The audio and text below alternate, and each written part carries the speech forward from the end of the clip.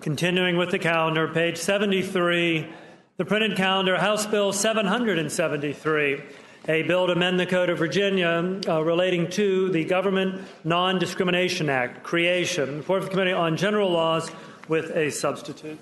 Gentleman from Shenandoah, Mr. Gilbert. Mr. Speaker, I move the committee substitute. Questions on adoption of the committee substitute. As many as favor that motion will say aye. Aye. Those opposed, no. The substitute is agreed to. The gentleman from Shenandoah. Mr. Speaker, ladies and gentlemen of the House, the House Bill 773 prohibits the state from discriminating against individuals, charities, ministries, and schools based on their beliefs about traditional marriage and human sexuality. The freedom of religion embodied in the Bill of Rights and the Virginia Statute for Religious Freedom do not just cover the freedom to worship.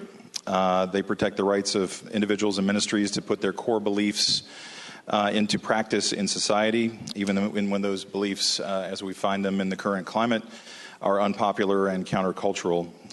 These beliefs, Mr. Speaker, guide our everyday actions and decisions, and we should not be punished for them. That is something that is as old as the Commonwealth itself, as old as the statute that is on the wall that's been referenced by both sides of the aisle this session. The bill would provide protection against governmental discrimination based on those beliefs, provide equal access to public resources like tax-exempt status, licensing, and accreditation, and provide a level playing field for those with those countercultural views that I just referenced, Mr. Speaker.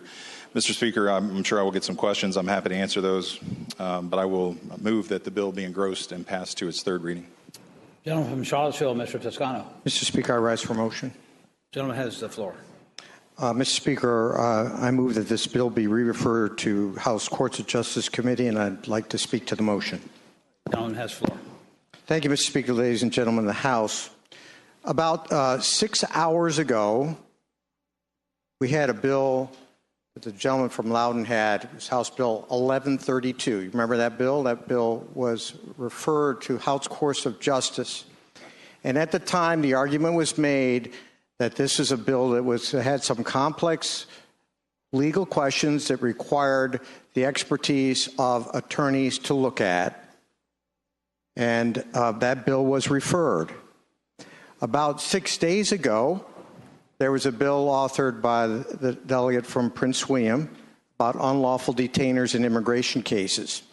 And at the time, the issue came up as to whether that bill had some sophisticated legal questions within it, including creating causes of action, including imposing liabilities, and including imposition of attorney's fees.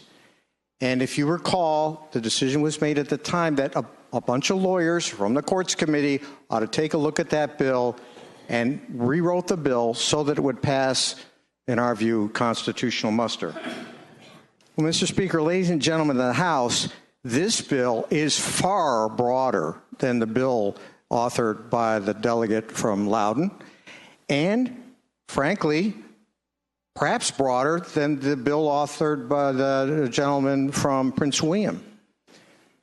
There are broad legal claims and defenses in this bill that have not really been thought out carefully. It creates a cause of action, or it may be several causes of action. It imposes liability. And then we have the favorite that we talk about all the time in civil law sub, and that is it allows the collection of attorney's fees. All of these things are very significant, but it's even broader than that. There are some pretty serious constitutional issues inherent in this bill. And while I respect the folks who are on the General Laws Committee, they're not all attorneys. And it would be best, given the fact that we're trying to deal with a very serious issue here, that we'd be best off sending it to the place where that serious inquiry and discussion can go on. For those reasons, I move that we send it to the House Courts of Justice Committee. Gentleman from Salem, speaking to the motion. Speaking to the motion, Mr. Speaker. Gentleman has the floor. Mr. Speaker, members of the body, I share some of the concerns Delegate from Charlottesville just enunciated. And that's why earlier in this session, some of us began to take a look at this bill, make sure the issues were largely addressed.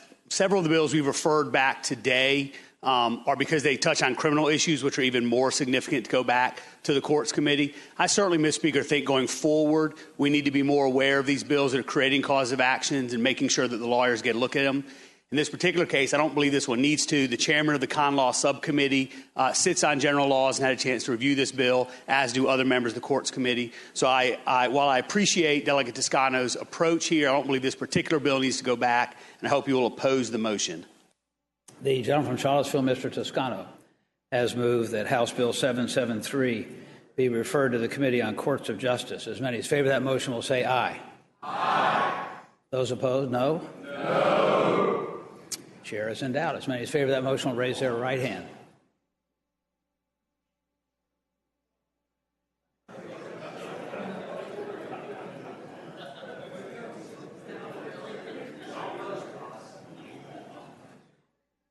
Those opposed, same sign.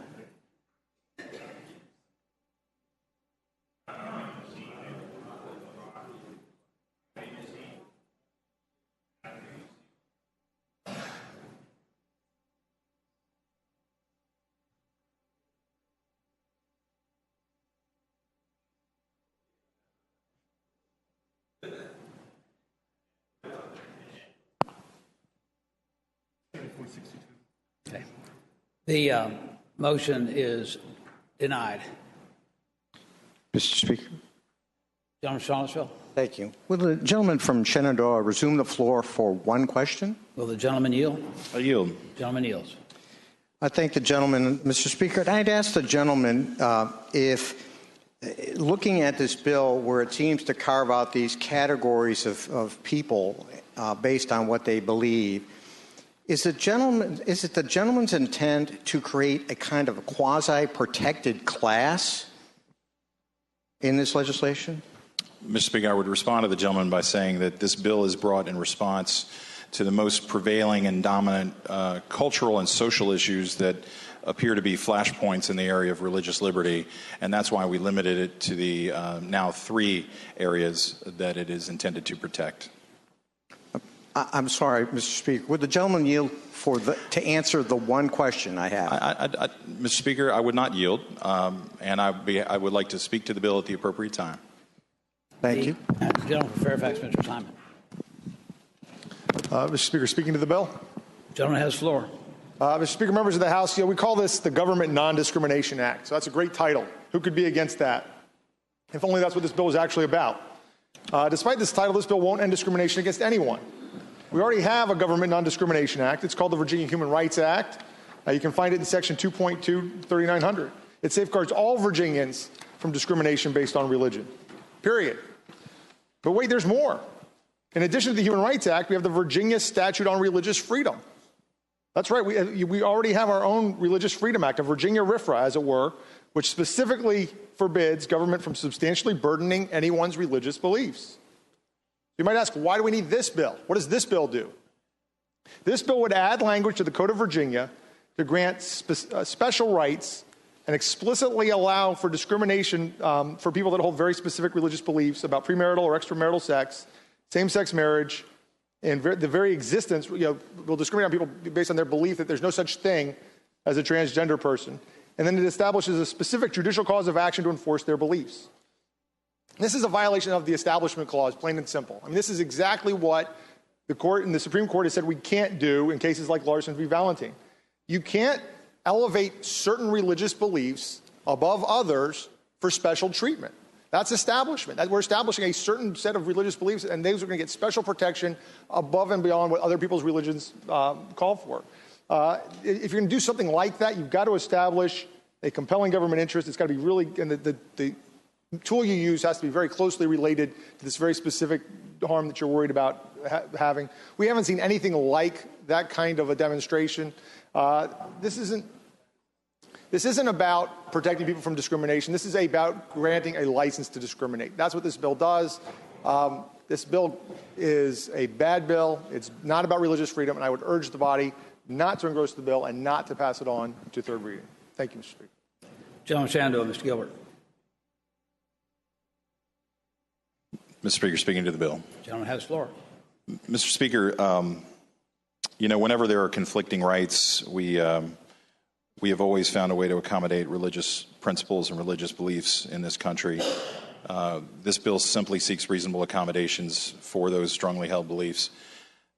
Parts of Jefferson's great work have been uttered on the floor this year, but I wanted to just read 2 or 3 that I think are right on point. And again, Mr. Speaker, this is something that is not just as old as our nation and our Commonwealth. This is something that Jefferson was so proud of that he wanted this on his tombstone and not the fact that he was president of the United States, because he realized just how well he captured the sentiments that this bill tries to protect. He said that therefore the prescribing any citizen as unworthy the public confidence by laying upon him an incapacity of being called to offices of trust and emolument unless he profess or renounce this or that religious opinion is depriving him injuriously of those privileges and advantages to which, in common with his fellow citizens, he has a natural right. That to suffer the civil magistrate to intrude his powers into the field of opinion and restrain the profession or propagation of principles on supposition of their ill tendency is a dangerous fallacy, which at once destroys all religious liberty, because he, being of course judge of that tendency, will make his opinions the rule of judgment and approve or condemn the sentiments of others only as they shall square with or differ from his own. He said towards the end, and by argument, he said, Mr. Speaker, nor shall otherwise suffer on account of his religious opinions or belief, but that all men shall be free to profess and by argument to maintain their opinions in matters of religion, and that the same shall in no wise diminish, enlarge, or affect their civil capacities. This is exactly what he was talking about. He was talking about a time when the secular church would try to impose its will on the rest of us, which is what we're seeing in our culture right now, that if you don't conform to the dogma of the secular church, that you are to be banished from society, that it may be acknowledged that you can worship within the 4 walls of your house of worship, but you dare not enter the public square professing those beliefs or trying to maintain those beliefs. And Mr. Speaker, this bill just protects the ideas that Jefferson espoused, that you should be able to continue to engage in public life, in public commerce, without fear of retribution from your government. And, the gentleman from Charlottesville told me in the lounge that he didn't have any questions for me, and then he told me on the floor he had one question for me. So normally I'm happy to answer questions, but I just thought I'd draw the line there, and I thought that would be my last word today, Mr. Speaker. So thank you. The gentleman from Scott, Mr. Kilgore. I have a motion. Gentleman may state it. Move the pending question. The gentleman from Scott, Mr. Kilgore, moves the pending question. As many as favor that motion will say aye. Aye. Those opposed, no. No. Pending question is called for. Shall the bill be engrossed and passed to its 3rd reading? As many as favor that motion will say aye. Aye. Those opposed, no. No. Bill is engrossed and passed to its 3rd reading.